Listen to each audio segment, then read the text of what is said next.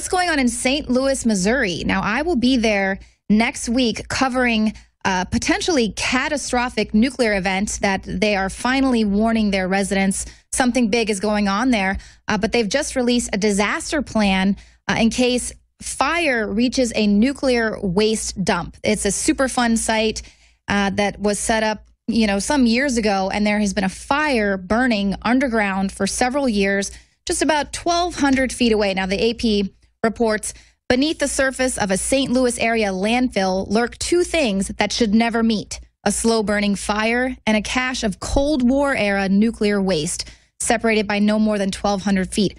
Government officials have quietly adopted an emergency plan in case the smoldering embers ever reach the waste. It's a potentially catastrophic event that could send a plume of radioactive smoke over a densely populated area near the city's main airport.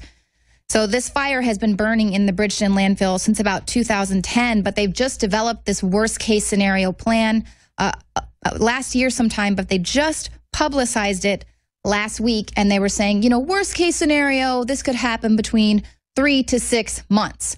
And so a lot of people have been really concerned about this. I actually wanted to go cover this last year, but of course, a lot of other things happened in St. Louis that kind of took precedent there. The cause of the fire is unknown, but it's causing a lot of concern, and it's actually creating such an awful smell that the Attorney General actually sued Republic Services, which owns the landfill there.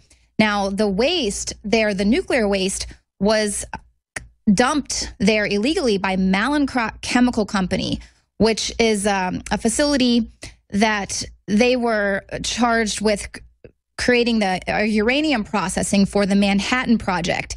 So all of this, this was back from the 1940s that they were working on, the atomic bomb, all of this stuff. So then they just went ahead and illegally dumped it there, never thinking that there was going to be any urban sprawl and that people would be living there. I actually used to live quite close to this area, so I have a personal history with this Bridgeton landfill, and all of that is causing huge concern to me because growing up, we were always told, don't ever go by that lake. There's the three-eyed fish that you see in The Simpsons and all of that. But there's a lot. St. Louis is kind of a cesspool for this secret testing and this nuclear waste. They actually have a pile of nuclear waste as a tourist attraction in Weldon Springs, Missouri, which is in St. Charles County, Missouri, which is just right down the road from this other nuclear waste facility. So, and then the New York Times reports in 1990, mountain of nuclear waste splits St. Louis and the suburbs. Yeah, you think? And that's exactly what the issue is. For some time in St. Louis, there was a great divide between the haves and the have-nots, and so they just dumped all these nuclear testing facilities there, all this nuclear waste, a lot of secret testing. And this actually came out in 2012. Secret Cold War tests in St. Louis raise concerns. Now, this is a social scientist there at the St. Louis Community College. Let me get her proper title, actually. She's a St. Louis Community College sociology professor, Lisa Martino Taylor, and she's been doing a lot of research on this secret testing.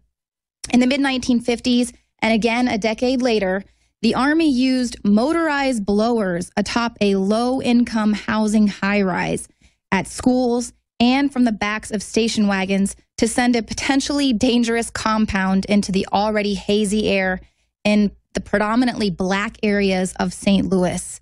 And a lot of people that she interviewed, they remember this happening. They remember seeing the plumes of smoke. They remember seeing the station wagon blowing this dust out of the back just through these areas.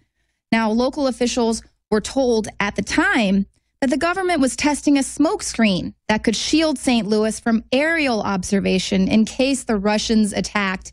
It sort of sounds a lot like what they say the geoengineering is for, to shield us there. Just put that from any solar radiation, or, it's the same type of thing. So, but now in 1994, the government said the tests were part of a biological weapons program, and St. Louis was chosen because it bore some resemblance to Russian cities that the U.S. might attack.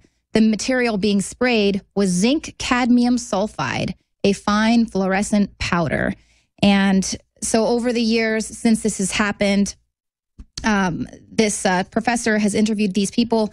There's been a number, just record outbreak of breast, thyroid, skin cancer, uterine cancer, kidney, and lung cancer, as well as 3 sets of conjoined twins right in the area that I told you about earlier where that lake is that no one was ever supposed to go swimming in. So these are all people that were somehow affiliated with the Mallinckrodt chemical company, all of this secret testing there with the Army. And so I am going to be in St. Louis next week trying to get as many interviews as I can. Got a lot of documentation there from another whistleblower with Mallinckrodt. So just really going to try and let everyone know how big of a deal this is. It's not just the fact that there is a potential nuclear fallout that could be happening there in St. Louis, as if they haven't had enough trouble there in their community.